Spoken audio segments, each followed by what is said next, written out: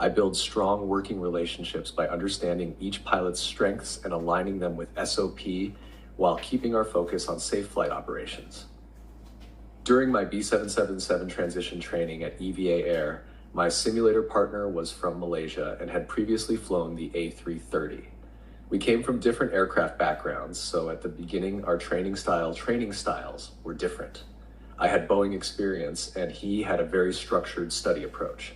Instead of focusing on the differences, we agreed to prioritize following SOP, using standard callouts, and conducting proper debriefings after each simulator session.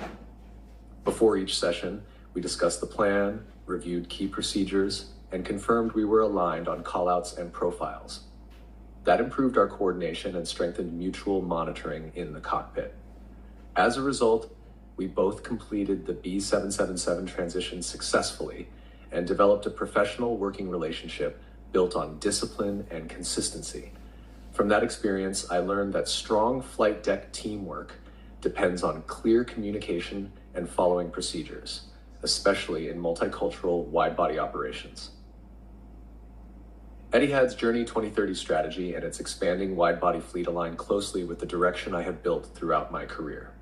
My aviation career began at the Air Force Academy, where discipline and following SOP became the foundation of how I operate. Since then, I have accumulated over 7,500 total flight hours. More than 6,000 of those hours are on wide-body aircraft, including the B777, B747, and B767. I have operated long-haul routes across Asia, Europe, and North America. Earlier in my career, I also served as a direct entry captain on the B737. That experience gave me a clear understanding of the captain's responsibilities and workload. It helped me better understand how strong CRM supports the captain, especially in high workload situations.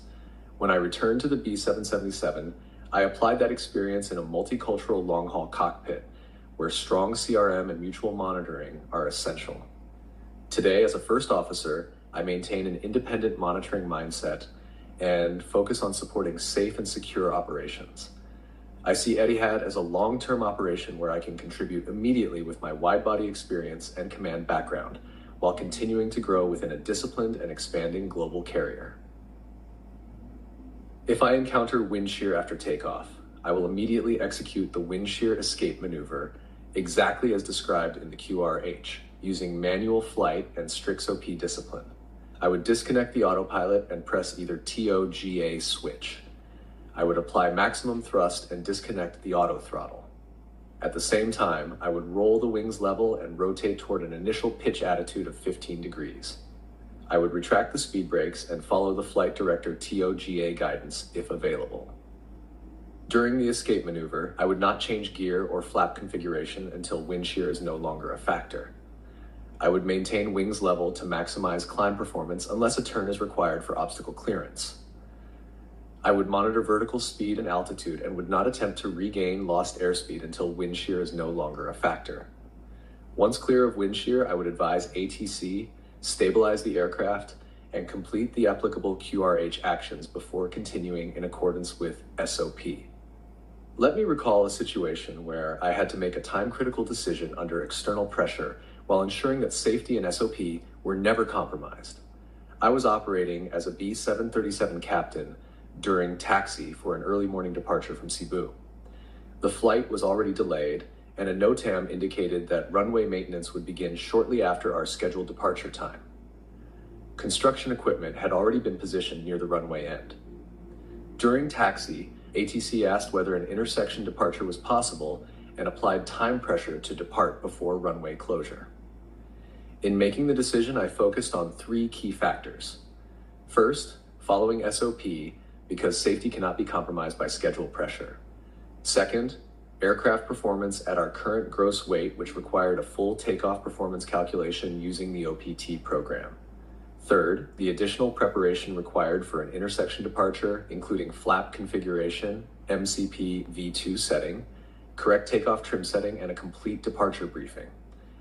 After completing the calculation and briefing, the results showed that an intersection departure was not within performance limits due to weight and runway length. Shortly afterward, the runway was closed and departure was no longer possible. That situation confirmed for me that calm judgment and strict adherence to limits are essential under pressure. That is the same approach I would apply within Etihad's flight crew. I experienced an unstable approach situation and intervened in accordance with SOP to maintain safety. This occurred during a night approach into Muan Airport while I was operating as a B-737 captain. The first officer was the PF and I was the PM. At approximately 100 feet above minimums, we received sink rate cautions and the aircraft deviated more than 1 dot below the glide slope. According to our stable approach criteria, this was clearly an unstable approach. I called go around, but the PF did not respond immediately and continued the approach, likely due to reduced situational awareness. I then clearly stated, I have control, and initiated the standard go around procedure. While flying the aircraft, I directed the required PM actions to ensure correct thrust application, configuration changes, and proper flight mode management. After completing the go-around in accordance with SOP, I rebriefed the approach and conducted a stable landing as PF. This situation showed me that safety culture means taking timely action when SOP is not followed.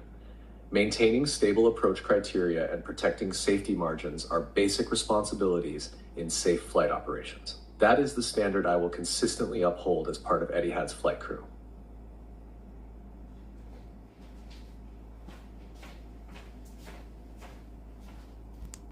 Mm-hmm.